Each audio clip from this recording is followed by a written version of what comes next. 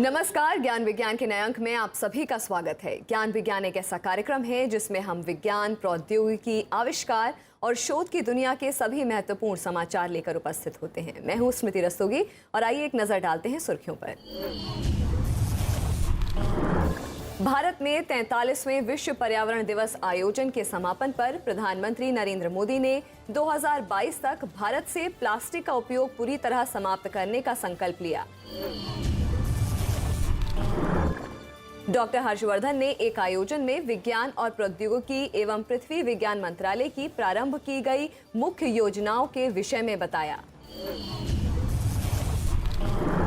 सत्येंद्र नाथ बसु राष्ट्रीय मौलिक विज्ञान केंद्र के वैज्ञानिकों ने नींबू का प्रयोग कर नैनो दवा का संश्लेषण किया, जो रक्त में बिलिरुबिन की वृद्धि को कम करता है। एसोचैम के नए अध्ययन में भारत प्रतिवर्ष 20 लाख टन इलेक्ट्रॉनिक कचरा उत्पन्न कर दुनिया में शीर्ष के 5 देशों में शामिल। कचरे के सुरक्षित पुनर्प्रयोग की भारी चुनौती। सबसे पहले हमारी मुख्य खबर। प्रधानमंत्री नरेंद्र मोदी ने 5 जून को संयुक्त राष्ट्र द्वारा मनाए गए 43वें विश्व पर्यावरण दिवस के 5 दिवसीय समारोह का समापन किया। इस वर्ष भारत विश्व पर्यावरण दिवस का वैश्विक मेजबान था, जिसकी विषय वस्तु थी करेंगे संग प्लास्टिक प्रदूषण से जंग या बीट प्लास्टिक पॉल्यूशन। समापन सत्र में प्रधानमंत्री ने बताया कि किस प्रकार प्लास्टिक पूरी मानवता के लिए खतरा बनता जा रहा है तथा किस प्रकार सागरीय पारिस्थितिकी पर इसका घातक प्रभाव पड़ रहा है। प्रधानमंत्री ने दीर्घकालीन विकास के प्रति भारत की प्रतिबद्धता को दोहराते हुए कहा कि भारत का अनुभव कहता है कि विकास पर्यावरण के अनुकूल होना चाहिए। पेश है ज्ञान विज्ञान की रिपोर्ट। आज धरती कई प्रकार के प्रदूषण झेल रही है, जैसे वायु, जल, मिट्टी, ध्वनि तथा आज की तारीख में सबसे खतरनाक और तेजी से पांव पसारता हुआ प्लास्टिक प्रदूषण। क्या आप जानते हैं कि भारत प्रतिदिन 25,000 टन प्लास्टिक कचरा उत्पन्न करता है, जिसका मात्र 60% भाग दोबारा इस्तेमाल हो पाता है। संयुक्त राष्ट्र प्रतिवर्ष 5 जून को विश्व पर्यावरण दिवस आयोजित करता है। इस वर्ष भारत ने वैश्विक स्तर पर इस अवसर पर होने वाले समारोह की मेजबानी की, जिसकी विषय वस्तु थी करेंगे संग प्लास्टिक प्रदूषण से जंग, यानी बीट प्लास्टिक पोल्यूशन। विश्व पर्यावरण दिवस के समापन समारोह की अध्यक्षता माननीय प्रधानमंत्री श्री नरेंद्र मोदी ने की।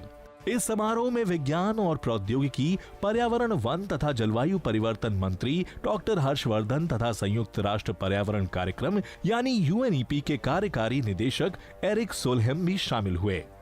विश्व पर्यावरण दिवस पर भारत ने प्लास्टिक प्रदूषण पर लगाम कसने की अपनी प्रतिबद्धता दोहराई तथा 2022 तक देश में प्लास्टिक का इस्तेमाल पूरी तरह समाप्त करने की घोषणा की। World environment day seeks to address a very significant challenge this year. Plastic now threatens to become a menace to humanity. As global host of World Environment Day 2018, I reiterate our commitment to sustainable development. Let us all join together to beat plastic pollution and make this planet a better place to live. Plastic प्रदूषण पूरी तरह समाप्त करने के लिए plastic उत्पादों के design, निर्माण तथा निपटारे की दिशा में एक मजबूत दृष्टिकोण आवश्यक है। इस अवसर पर Procter and Gamble, Hindustan Unilever, cement निर्माताओं का संघ तथा आईटीसी लिमिटेड के मुख्य कार्यकारी अधिकारियों तथा अध्यक्षों ने एकल इस्तेमाल के प्लास्टिक पदार्थों का उपयोग कम करने के प्रति अपनी प्रतिबद्धता दोहराई।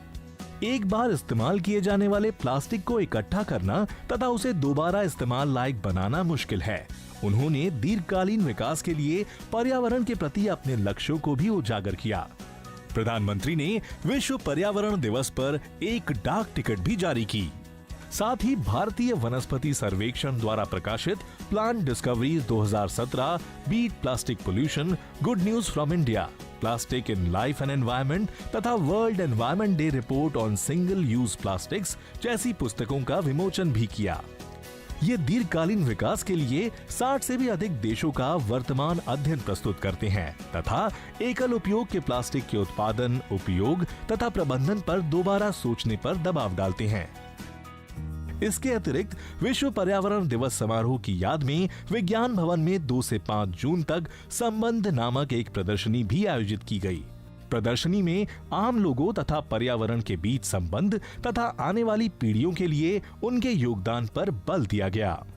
Plastic packaging accounts for around 50% of all plastic waste generated globally, much of which is single use. The global plastic production is projected to nearly double within a short period of time. Eliminating single-use plastic, both from design chains to our consumer habits, is a critical first step to beat plastic pollution. प्रदूषण मुक्त भारत के निर्माण की दिशा में अन्य उल्लेखनीय कार्यों में 100 स्मारकों को कूड़ा मुक्त करना, महाराष्ट्र में पेट्रोल तथा डीजल वाहनों की बजाय विद्युत वाहनों का उपयोग कर उत्सर्जन समाप्ति के लिए एक शहरी ई गतिशीलता कार्यक्रम की शुरुआत शामिल है। देश के अन्य राज्यों ने भी इस दिशा में पहल की है, जिनमें नागालैंड में प्लास्टिक कचरे से मुक्त होने की पहल, तमिलनाडु में एकल उपयोग के प्लास्टिक पर प्रतिबंध तथा हिमाचल प्रदेश में थर्माकोल प्लेट के उपयोग पर प्रतिबंध शामिल है।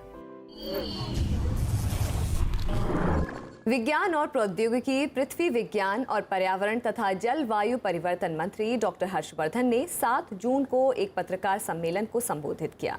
इस दौरान उन्होंने दोनों मंत्रालयों की आरंभ की गई मुख्य योजनाओं तथा उपलब्धियों के विषय में बताया। इनमें 1000 से अधिक संस्थानों को मदद, 5000 से अधिक उत्पादों तथा प्रौद्योगिकियों का विकास, 15,000 से अधिक छात्रों को पीएचडी की डिग्रियां और 10 लाख से अधिक छात्रों को प्रशिक्षण देना शामिल है। पेश है ज्ञान विज्ञान की विशेष रिपोर्ट। विज्ञान और प्रौद्योगिकी मंत्रालय देश की जनता के हितों के लिए वैज्ञानिक अनुसंधानों को लगातार प्रोत्साहन दे रहा है।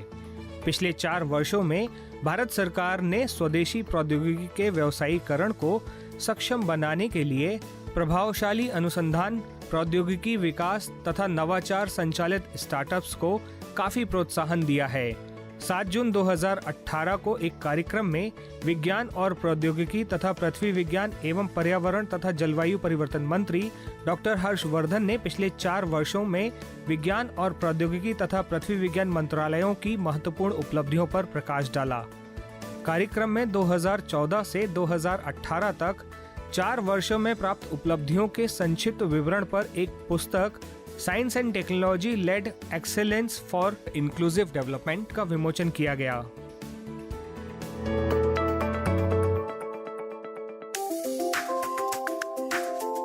पिछले 4 वर्षों में विज्ञान, प्रौद्योगिकी तथा संबंधित क्षेत्रों में निवेश में वृद्धि हुई है।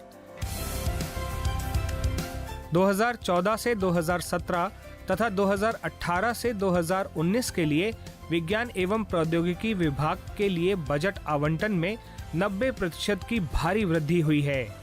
इसी प्रकार जैव प्रौद्योगिकी विभाग में 65%, वैज्ञानिक तथा औद्योगिक अनुसंधान परिषद यानी CSIR के लिए 43% तथा पृथ्वी विज्ञान मंत्रालय के लिए बजट आवंटन में 26% की वृद्धि की गई है।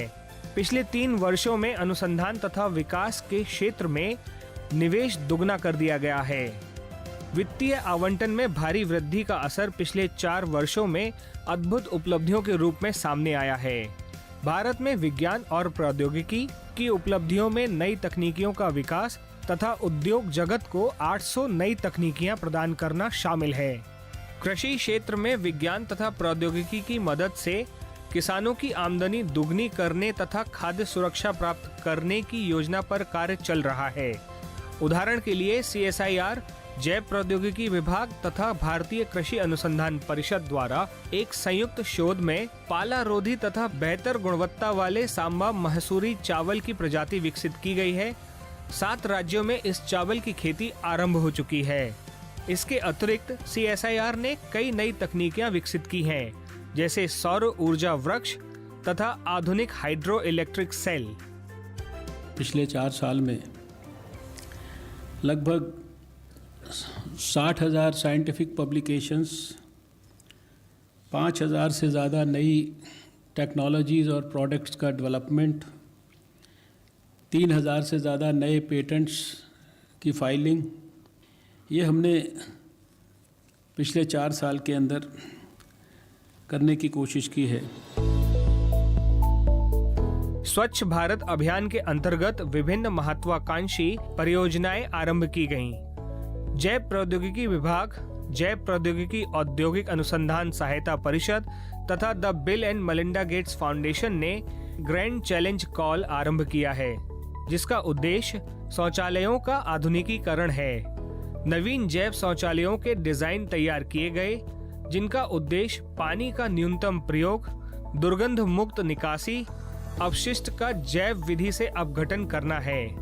6ठी से 10वीं कक्षा के छात्रों में नवाचार को प्रोत्साहन देने के लिए मंत्रालय ने कई पहल किए हैं, जिनमें एक है million minds augmenting national aspiration and knowledge या मानक।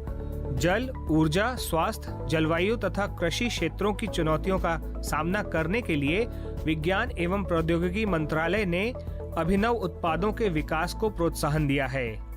भारत साइबर प्रणाली, सुपर कंप्यूटिंग, बायोफार्मास्यूटिकल्स तथा अन्य क्षेत्रों में भविष्य की आवश्यकताओं के अनुसार तैयारियां कर रहा है, जो तेजी से बदलती दुनिया में देश को वैश्विक रूप से प्रतिस्पर्धी बनाएंगी।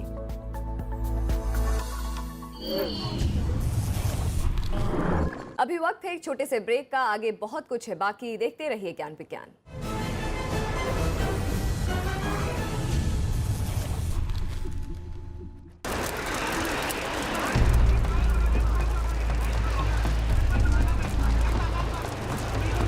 लगातार 2-3 दिनों से ये आग लगी हुई है। वन विभाग द्वारा अभी तक कोई भी कार्रवाई हुई नहीं और न कोई अधिकारी यहाँ आया है। मतलब तो ये तो ऊपर वाले की उसकी आग की बात है। अब जिसकी मौत होगी तो मरेगा ही। आग तो अपने आप तो लगती नहीं है, कोई ना कोई लगाता है तभी लगती है आग। सारे पेड़ पौधे जल गए हैं, इसे ईयर तो बिल्कुल ही खत्म हो गई है। ये किसी की भी समझ में नहीं आ रहा कि ये आग कैसे लगी, ये आग फैल कैसे रही है। क्यों बनाया तुमने उत्तराखंड? बोल देना उनसे, उत्तराखंड क्यों बनाया? हमारा उत्तराखंड का तुमने कर दिया चौपा।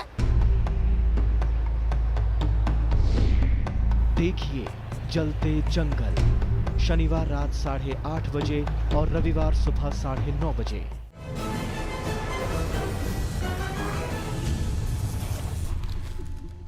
यकृत हमारे शरीर को स्वस्थ रखने के लिए कई कार्य संपन्न करता है, जैसे पाचन के लिए आवश्यक जैव रसायनों का संतुलन इत्यादि। जब लाल रक्त कोशिकाएं टूटती हैं तो यकृत बिलिरुबिन उत्पन्न कर उसका रिसाव करता है। उच्च मात्रा में बिलिरुबिन के रिसाव से पीलिया की बीमारी हो सकती है, जिसमें आँखों तथा शरीर के अन्य भाग पीले पड़ जाते हैं। इसके कारण नवजात शिशुओं में तंत्रिका से जुड़ी गंभीर बीमारियां भी हो सकती हैं। अब तक पीलिया के उपचार के लिए कोई प्रभावशाली दवा विकसित नहीं हुई है, लेकिन अब सत्येंद्र नाथ बसु राष्ट्रीय मौलिक विज्ञान केंद्र कोलकाता के वैज्ञानिकों ने नींबू का उपयोग कर एक नैनो दवा का संश्लेषण किया है। यकृत शरीर के विशालतम अवयवों में से एक है तथा कई महत्वपूर्ण कार्यों में महत्वपूर्ण भूमिका अदा करता है, जैसे चयापचय, विषहरण, ऊर्जा उत्पादन इत्यादि। यकृत द्वारा उत्सर्जित बाइल एसिड पाचन क्रिया के लिए महत्वपूर्ण है, लेकिन बाइल में पाए जाने वाले पीले रंग के यौगिक बिलिरुबिन के अधिक मात्रा में स्राव होने से पीलिया तथा विषाक्त तंत्रिका समेत गंभीर स्वास्थ्य समस्याएं उत्पन्न हो सकती हैं। लगभग 80% और विशेषकर समय पूर्व जन्म लेने वाले नवजात पीलिया से पीड़ित हो जाते हैं। नवजातों में पीलिया के उपचार के लिए मात्र फोटोथेरेपी उपलब्ध है। सबसे महत्वपूर्ण बात यह है कि नवजातों में बिलिरुबिन की मात्रा लक्षणपूर्ण तरीके से कम करने के लिए कोई दवा उपलब्ध नहीं है। लेकिन अब सत्येंद्र नाथ बसु राष्ट्रीय मौलिक विज्ञान केंद्र कोलकाता के प्रोफेसर समीर कुमार पाल के नेतृत्व में वैज्ञानिकों की एक टीम नवीन उपचार विधि द्वारा बिलिरुबिन की मात्रा त्वरित गति से कम करने की दिशा में महत्वपूर्ण कार्य कर रही है। Detection is the first important point for any kind of treatment, and we also know that the neonatal rate, the mortality rate is very high, and India is one of the top among the world. So once it is detected, so definitely then it could be actually treated. दिल का दौरा, घात, हृदय की बीमारियां तथा cancer के बाद यकृत की बीमारियां दुनिया में 5वीं सर्वाधिक जानलेवा है। वैज्ञानिक यकृत की बीमारियों के उपचार के लिए कई विधियों पर प्रयोग कर रहे हैं, लेकिन उनकी उपयोगिता दीर्घकालीन उपचार के बजाय अल्पकालिक है। तथा उनके कई कुप्रभाव भी हैं। लिहाजा प्रोफेसर समीर पाल तथा उनकी टीम के सामने यकृत की बीमारियों के उपचार के लिए नई दवाएं विकसित करने की चुनौती थी। Jaundice is extremely harmful for the newborn. Like jaundice, as you know, that it is like a elevated level of bilirubin in our blood. So whenever bilirubin is increasing in our blood, there is a possibility that bilirubin can cross the blood-brain barrier and can reach to the brain. So whenever it is reaching to the brain, what it will do, it will collapse the brain activity. So the live birth will become a completely hopeless, that the baby will not able to do anything. So it is called stillbirth. सूक्ष्म तकनीकी के उपयोग से professor पाल तथा उनकी team ने manganese के लवण तथा नींबू के रस के मिश्रण से सूक्ष्म दवा विकसित की है, जो रक्त में तेजी से बिलिरुबिन की मात्रा कम करने में सक्षम है। बिलिरुबिन के उपचार की इस विधि से नवजातों में पीलिया के इलाज की कई आशाएं उत्पन्न हुई है। हालांकि इस शोध के पूरा होने में अभी समय है तथा इसे नवजातों में पीलिया के उपचार के लिए लागू करने से पूर्व नैदानिक प्रयोग जैसे कई चरणों से गुजरना होगा। फिर भी प्रोफेसर समीर कुमार पाल तथा उनकी टीम ने साबित कर दिया है कि प्रतिस्पर्धा के दौर में भी शोध तथा एकाग्रता मानवता के कल्याण के लिए बेहतर परिणाम ला सकते हैं। मोबाइल फोन, कंप्यूटर तथा टेलीविजन जैसे इलेक्ट्रॉनिक उपकरण हमारे दैनिक जीवन का अभिन्न अंग बन गए हैं। लेकिन क्या होता है जब हम आधुनिक उपकरणों के इस्तेमाल के लिए पुराने उपकरणों का उपयोग बंद कर देते हैं? दरअसल ऐसी स्थिति में वो इलेक्ट्रॉनिक कचरा या ई कचरा बन जाते हैं। अगर इस कचरे को सुरक्षित तरह से समाप्त नहीं किया जाए तो वो पर्यावरण प्रदूषण का कारण बन जाते हैं और स्वास्थ्य को हानि पहुंचाते हैं। भारत दुनिया के 5 सर्वाधिक ई कचरे का उत्पादन करने वाले देशों में शामिल हो गया है। ऐसी स्थिति में कचरे का सुरक्षित दोबारा प्रयोग आवश्यक है। ज्ञान विज्ञान आपको इलेक्ट्रॉनिक कचरे के सुरक्षित उपयोग के बारे में बता रहा है। साथ ही पर्यावरण, वन तथा जलवायु परिवर्तन मंत्रालय द्वारा 2016 ई कचरा प्रबंधन के नियमों में 2018 में किए गए परिवर्तनों के विषय में भी बता रहा है। सूचना तथा संचार क्रांति का युग अर्थव्यवस्था, उद्योगों तथा संस्थाओं सहित हमारे दैनिक जीवन में अहम बदलाव कर रहा है। एक ओर इलेक्ट्रॉनिक उत्पाद हमारी जिंदगी का अभिन्न अंग बन चुके हैं, वहीं दूसरी ओर यही उत्पाद संसाधनों के अनियंत्रित उपभोग तथा भारी मात्रा में कचरा उत्पादन करने के लिए भी जिम्मेदार हैं। प्रौद्योगिकी का तेज विकास, तकनीकी आविष्कारों का आधुनिकीकरण तथा इलेक्ट्रॉनिक उपकरणों में तेजी से बदलाव के कारण विश्व में इलेक्ट्रॉनिक कचरे के उत्पादन में भारी वृद्धि हो रही है। इलेक्ट्रॉनिक कचरा या ई कचरा इलेक्ट्रॉनिक तथा विद्युतीय उपकरणों से उत्पन्न होने वाले ऐसे सभी प्रकार के कचरे को कहते हैं जिनकी अब मूल रूप में उपयोगिता नहीं रही है या जिन्हें दोबारा उपयोग लायक बनाने या पूरी तरह समाप्त कर देने की आवश्यकता है। उदाहरण के लिए पुराने रेफ्रिजरेटर, खराब हो चुकी वॉशिंग मशीन, बेकार कंप्यूटर तथा printer, television, mobile, iPod, CD, DVD, pen drive इत्यादि। भारतीय वाणिज्य एवं उद्योग मंडल यानी एसोचैम के पर्यावरण तथा जलवायु परिवर्तन परिषद के ताजा अध्ययन के अनुसार भारत दुनिया में सर्वाधिक इलेक्ट्रॉनिक कचरा उत्पन्न करने वाले देशों में से एक है। यहाँ हर वर्ष 13 लाख टन ई कचरा उत्पन्न होता है, जिसका सिर्फ 1.5% भाग विभिन्न संगठित अथवा असंगठित इकाइयों में दोबारा इस्तेमाल योग्य बनाया जाता है। देश में उत्पन्न ई कचरे का 90% से अधिक भाग असंगठित बाजार में दोबारा इस्तेमाल अथवा नष्ट करने के लिए पहुंचता है। ये असंगठित क्षेत्र आमतौर पर महानगरों तथा बड़े शहरों की बस्तियां होती हैं, जहां अकुशल कामगार लागत कम करने के उद्देश्य से आधारभूत तरीकों द्वारा ई कचरे को दोबारा इस्तेमाल योग्य बनाते हैं। ये कामगार खतरनाक परिस्थितियों जैसे दस्तानों तथा मुखौटों का प्रयोग किए बिना कार्य करते हैं। इन कचरों से निकलने वाली गैस, अम्ल, विषैला धुआं तथा विषैली राख कामगारों तथा स्थानीय पर्यावरण के लिए खतरनाक होती है।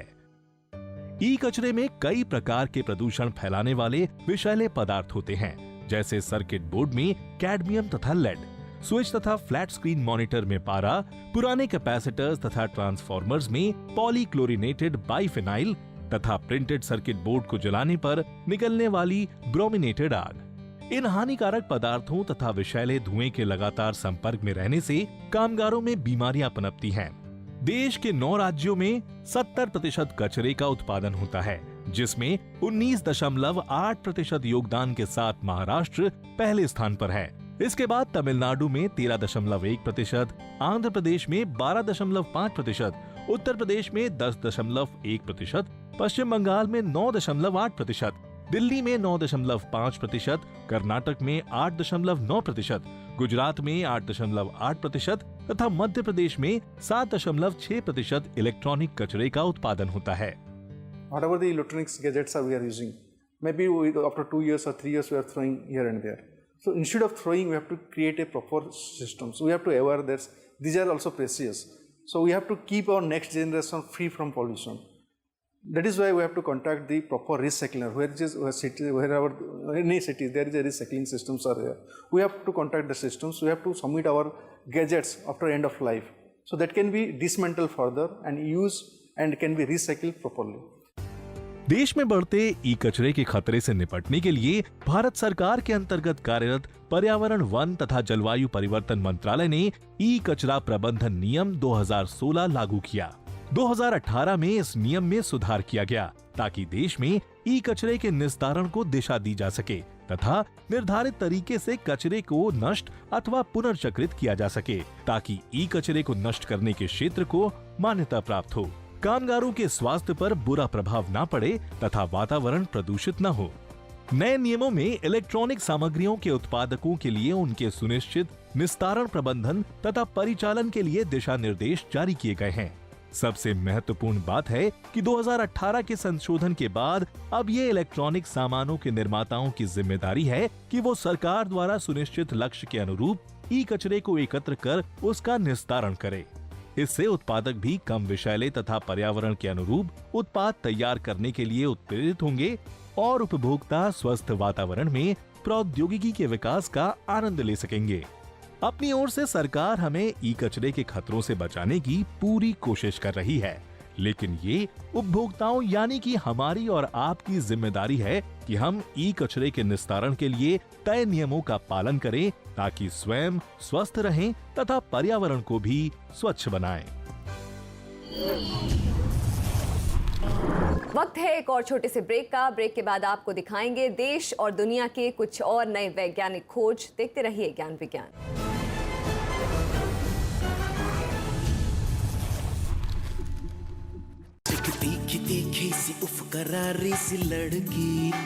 People keep telling me you must act, तो मुझे अच्छा नहीं लगता था कि कोई मुझे बार बार कहे कि मुझे क्या करना चाहिए, क्या नहीं करना चाहिए। सब इमोशंस एक्चुअली है हमारे अंदर, from a murderer to a nun. ये मेरा घर है सिड, तुमने आकर इसे कबाड़ खाना बना दिया है। Do I think that I like being behind the camera? I would rather observe than be observed. The world you want to live in, that is the world you must put out and create. नमस्ते, मैं हूँ कांकोना सेन शर्मा। मुझसे मिलिए programme गुफ्तगू में, सिर्फ Rajya Sabha TV पर।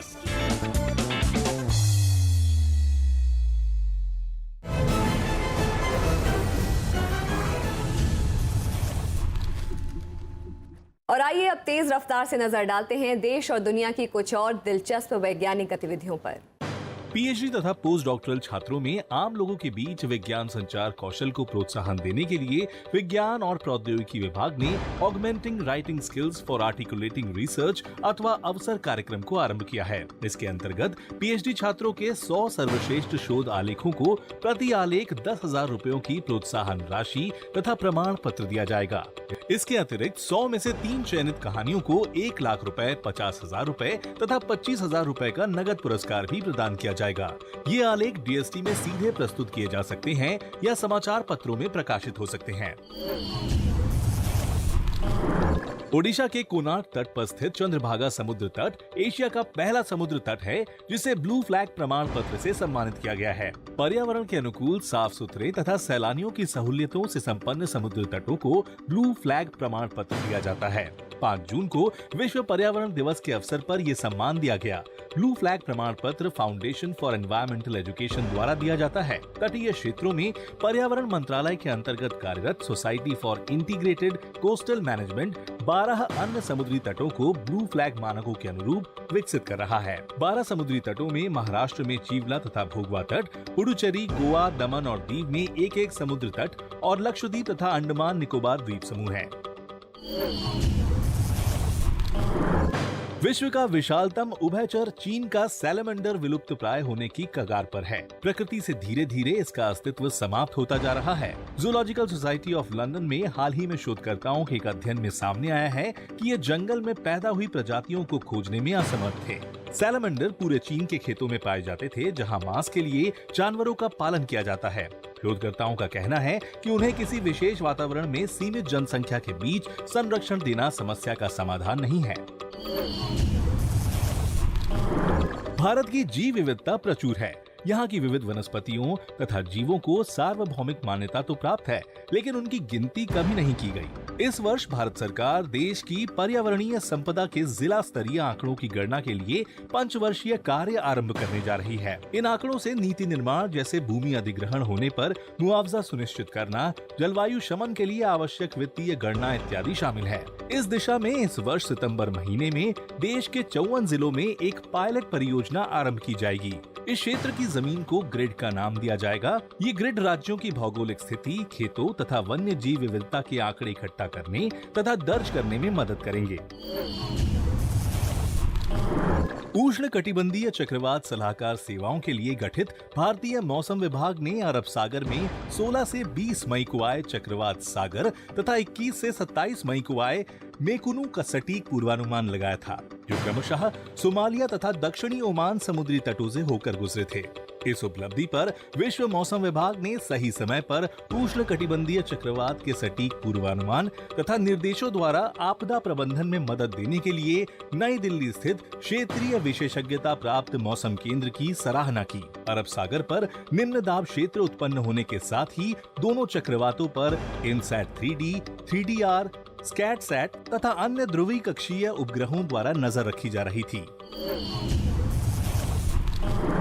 इस सप्ताह विज्ञान के इतिहास में हम ब्रिटिश खगोलविद तथा गणितज्ञ जॉन काउच एडम्स को याद कर रहे हैं, जिनका जन्म 5 जून 1819 को हुआ था। वो वरुण ग्रह को खोजने वाले 2 व्यक्तियों में से एक थे। खगोल विज्ञान के क्षेत्र में उनके कई महत्वपूर्ण योगदान हैं। उदाहरण के लिए उन्होंने लियोनॉइड उल्का बारिश का अध्ययन किया तथा निष्कर्ष निकाला कि प्रतिवर्ष धूमकेतु के धरती के करीब से गुजरने के कारण उल्का की बारिश होती है। रॉयल सोसाइटी ने उन्हें 1848 में कोप्ले मेडल से सम्मानित किया। इसी वर्ष सेंट जॉन्स कॉलेज के सदस्यों ने उनके सम्मान में गणित के क्षेत्र में सर्वश्रेष्ठ शोध के लिए विश्वविद्यालय में एडम्स पुरस्कार प्रारंभ किया। 1851 में वो रॉयल एस्ट्रोनॉमिकल सोसाइटी के अध्यक्ष बने। 1892 में कैम्ब्रिज में उनका देहांत हो गया। इस सप्ताह के ज्ञान विज्ञान के एपिसोड में इतना ही। ये एपिसोड आपको कैसा लगा, इसके बारे में अपने सुझाव हमें जरूर भेजें। आप अपने सुझाव हमें हमारे ईमेल पते news@vigyanprasar.gov.in पर भेज सकते हैं। आप पत्र द्वारा भी हमें सुझाव भेज सकते हैं। हमारा पता है विज्ञान प्रसार C24 कुतुब इंस्टीट्यूशनल एरिया, नई दिल्ली 110016। अगले सप्ताह हम फिर मिलेंगे विज्ञान की नई खोज, आविष्कार और समाचार के साथ। तब तक के लिए नमस्कार।